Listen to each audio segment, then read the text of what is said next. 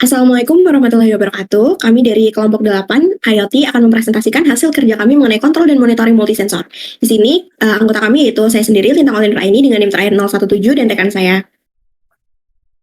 Saya Nawaul Hanif Mumtaz Arye dengan NIM terakhir 041. Saya Moses Morales Evan dengan NIM terakhir 094. Saya Fazil Nizam Priambodo dengan NIM terakhir 121. Baik, kita memiliki satu proyek monitoring untuk memantau data suhu, kelembapan, dan cahaya secara real time dari sensor yang terpisah. Nah, kita juga memiliki kontrol otomatis yang membuat sistem dapat mengontrol aktuator, AC, dan juga pintu secara otomatis berdasarkan kondisi sensor. Nah, kita juga menggunakan integrasi IoT yang itu mengimplementasikan protokol MQTT untuk komunikasi antar perangkat, yaitu ESP32, publish, dan subscribe. Nah, simulasinya ini menggunakan Walkui untuk mensimulasikan fungsionalitas hardware secara efisien. Di sini kami punya project overview yang yaitu menggunakan arsitektur sistem MQTT dengan model publish subscriber dan menggunakan broker MQTT khususnya HFMQ sebagai perantara. Lalu sensor ini bertindak sebagai publisher dan controller sebagai subscriber. Nah, ini akan menciptakan sistem yang dikouple di mana sensor tidak tahu siapa yang menerima datanya. Nah, di sini komponen kita menggunakan publisher 1 yaitu sensor suhu sebagai pengirim data, ESP32 plus DHTT yang nantinya akan mengirim data suhu kelembapan ke topik. Lalu publisher 2 yaitu sensor cahaya yang dimana kita menambahkan sensor LDR untuk mengirimkan data intensitas cahaya ke topik cahaya. Nah, kita juga punya controller yaitu ESP32 tambah servo dan juga LED yang nantinya akan menerima data dari kedua topik untuk menggerakkan akuatornya. Nah, di sini detailnya, Walkui pertama, sensor suhu yaitu DHT22 ini menginisialisasi sensor untuk setiap 5 detik akan membaca suhu dan kelembapan. Nah, lalu formatnya akan dikirim ke data JSON, lalu dipublish ke topik yang kita punya ke data loggernya. Untuk Walkui yang kedua yaitu sensor cahaya atau LDR akan menginisialisasi pin analog dari LDR, lalu setiap 3 detik akan membaca nilai analog cahaya tersebut, lalu diformat juga ke dalam data JSON. Nah, lalu akan dipublish ke topik data logger yang kita punya khususnya yang di cahaya. Nah, ini ada subscriber controller yang dimana subscribe ini terhubung ke MQTT dan subscribe kedua topik, data dan cahaya. Lalu callback function yang memiliki fungsi callback yang otomatis dipanggil saat ada pesan masuk. Jadi sudah ada callback function yang akan memanggil saat pesannya ini masuk secara otomatis. Lalu ada parsing JSON yang dimana akan membaca pesan yang masuk lalu diparsing ke data JSON menggunakan Arduino JSON untuk mengekstrak nilai sensor.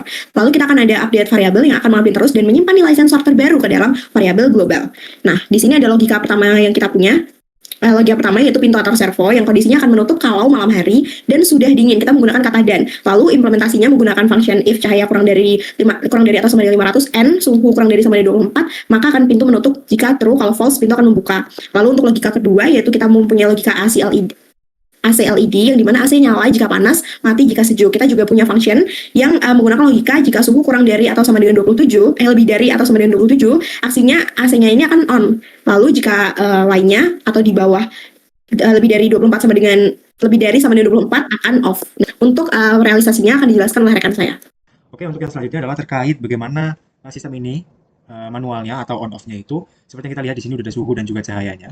Di sini kita udah setting suhu itu di 44 derajat Celcius. Kita bisa kecilkan atau gedekan teman-teman. Dan nanti kalau kita mau manualkan atau AC-nya otomatis, bila mana seperti logika tadi, apabila suhunya berada di atas 27 derajat Celcius, maka AC-nya akan menyala. Cuman kita dibikin dua pilihan di sini. Antara kita menyalakan otomatis AC-nya atau kita mematikan, teman-teman.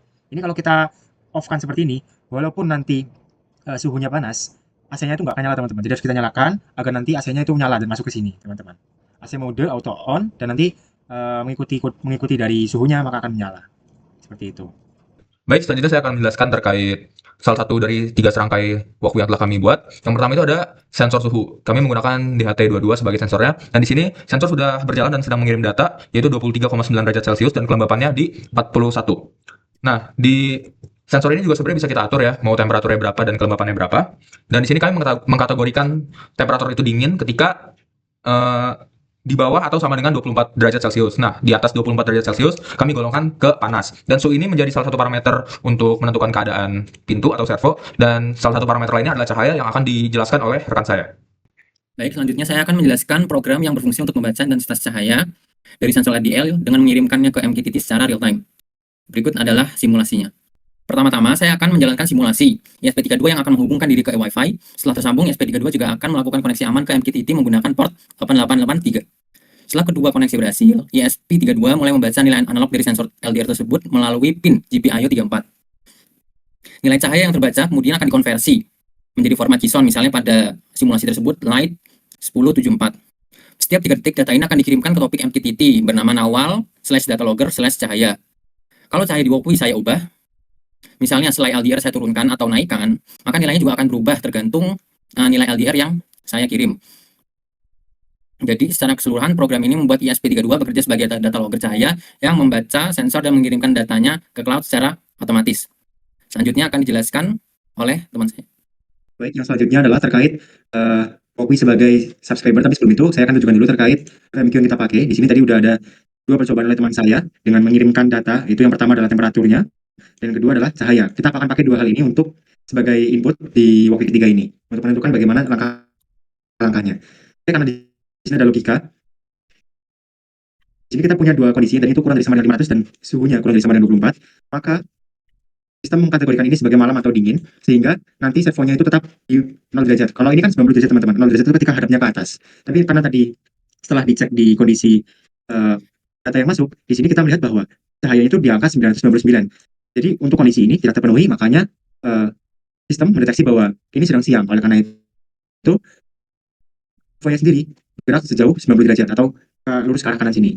Lalu bagaimana untuk AC-nya? Karena di sini kondisinya adalah 24 derajat Celcius, 23,9 maaf, jadi belum bisa buat menyalakan AC. Karena syarat minimum untuk menyalakan AC adalah di 29 derajat Celcius. Namun setelah ini kita akan mencoba untuk mengubah sedikit nilai dari cahayanya. Oleh karena itu saya serahkan kembali ke teman saya Fazil. Pada percobaan simulasi awal tadi, saya sudah sedikit memperagakan apabila cahayanya saya run atau saya jalankan pada posisi default. Namun pada simulasi kedua, saya akan mencoba untuk menaikkan intensitas cahaya Luxia menjadi yang paling maksimal. Dan untuk pembahasannya akan saya balik lagi ke teman saya Nawal. Oke teman-teman, setelah tadi data like-nya sama dengan 32 itu masuk, kita melihat bahwa di sini sistem mendeteksi bahwa ini sedang dalam kondisi dingin. Karena suhunya juga kurang dari sama dengan 24 teman-teman. Jadi untuk servonya kembali ke 0 derajat seperti ini. Tadi kan lurus nih, itu ketika kondisi bahwa like-nya itu lebih dari sama dengan 500 atau sistem mendeteksi bahwa itu siang hari.